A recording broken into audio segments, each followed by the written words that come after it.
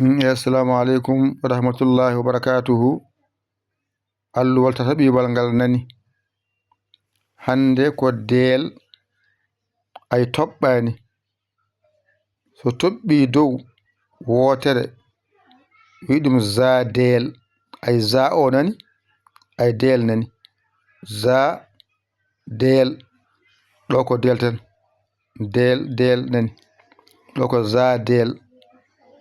ɗo ko ara toɓɓani.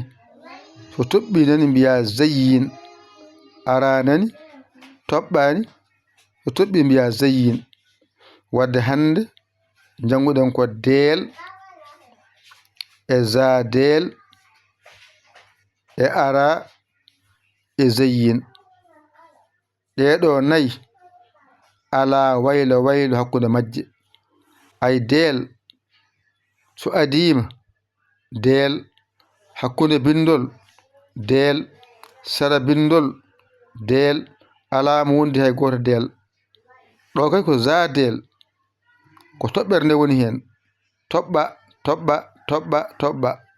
ko deel wonno toɓɓa hen wotere dow mbiya za deel.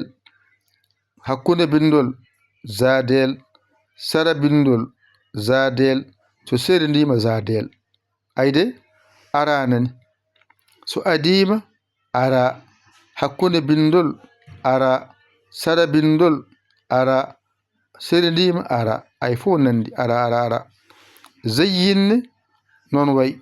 So adima zayyin hakkunde bindol zayyin sara bindol zayyin so serindima zayyin foko zayyin.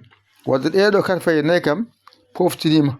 Wadde deel za deel ara zayyin. Deel za deel ara zayyin. ƴettu kuɗol ma e karne ma mbañitoɗa janga ɗigga mbasa amduno am ni. Yo Allah wallu, yo Allah newnu, yo Allah reeno, yo Allah won gontiɗo. Wassalam.